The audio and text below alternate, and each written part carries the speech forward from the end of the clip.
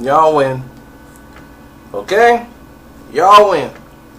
I will do a breakdown for this Conor McGregor versus Nate Diaz rematch. Okay? Let's get it done. Shall we? Look. I'm a very smart man. I have studied fighting from every aspect. I have been with the UFC since it first formed when it was UFC 1.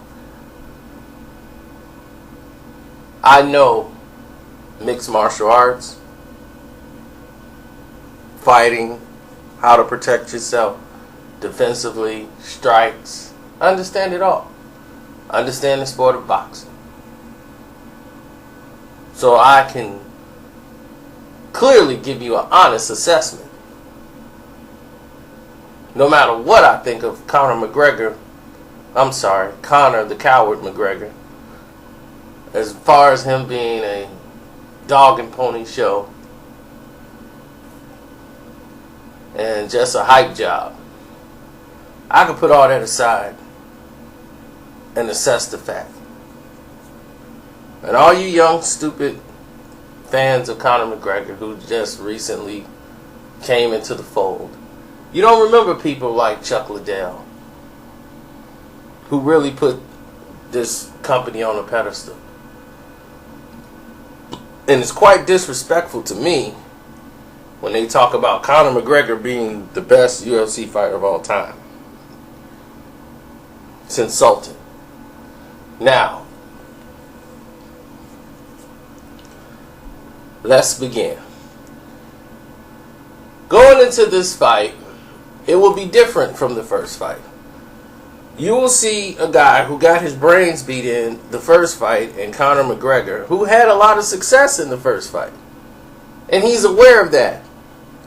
But this is where his problem was in the first fight. He underestimated Nate Diaz.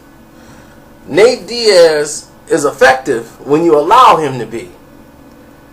You won't see the same mistakes out of Conor McGregor that he made in the first fight. He was aggressive a little too early, being that he was the smaller man. He thought Nate Diaz took this fight on short notice, so Nate Diaz is probably not going to be in the best of shape. He did everything he could just to try to make weight. He was sorely mistaken. Nate Diaz adapted to the pressure quicker and better than Conor McGregor. Conor exerted so much energy in the first round going after Nate Diaz because he assumed, once he saw the blood, he assumed this is the time to strike. I got him. Once you made that type of assertion, you showed everything that you were going to do for the fight. He did great when kicking the hind leg, giving Nate something to think about so he can't really plant and put any power on those shots. And Conor McGregor has better and quicker reflexes than Nate Diaz.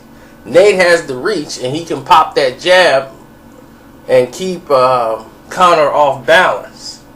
And that's what Nate likes to do. He'll switch it up a little bit and just pop the jab, but it comes out sometimes very slow and lazy, so he needs to throw a feint in there. But if he throws the jab with a feint, he can land it a lot cleaner. Because once Conor got tired, those jabs was landing considerably.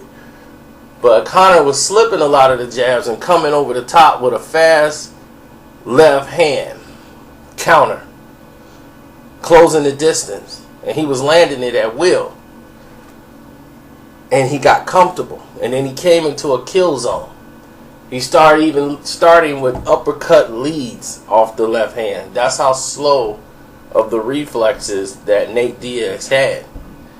But Nate has very long arms. And if you stand in there and you're fatigued and you're trying to keep your energy and your pace low, you're doing wheel kicks, Nate's just really resting and he's blocking.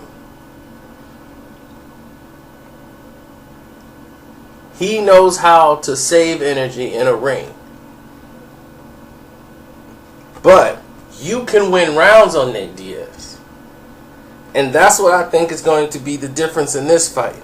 Conor would pick and choose when to engage in the fight. He will pick his moments. He will pick his spots. He's going to be fast. He's going to get in. He's going to get out. He's not going to try to make the same mistakes he made in the first fight. He's going to let the fight kind of come to him. Because in his back of his mind, he knows this is the guy that kicked my you-know-what and made me quit. And for those fans out there, Conor quit.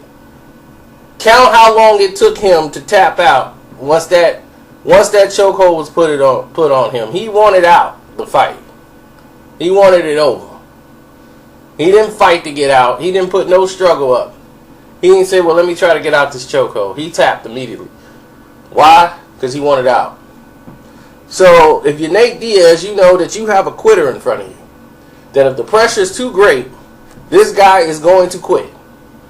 So all you have to do is stick that jab, keep popping him, and bait him like he did in the first fight. What Nate didn't do in that first fight was throw a lot of right hands early. I mean, a lot of left hands early. Because he's a southpaw too. And he just kept hitting that right hand jab. Pop, pop, pop, pop. The way a boxer's supposed to do. The right hand, your power punch, it's not supposed to be unveiled yet. You're supposed to wait. Even though the opening's there, don't take it right away. Lure him into a false sense of security. And that's exactly what happened. In the second round, he came with a 1-2. Pop, pop! And that was the left hand. And Conor wasn't expecting it. He kept slipping the jab and dipping his head right into the position of that big left hand. He can't do that in this fight. And once he was fatigued, he couldn't even do anything about the jabs anymore. He was just standing straight up.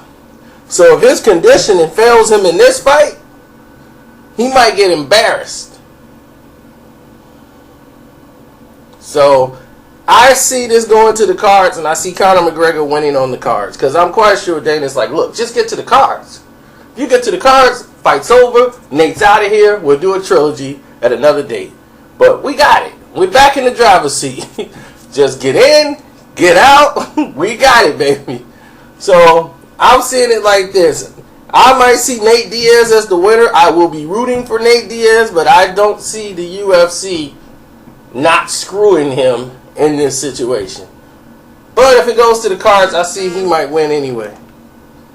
Conor McGregor. I think he'll be smarter in this fight to know when to engage and when not to engage. But I will be rooting for Conor McGregor to lose from the opening bell on. I'm out.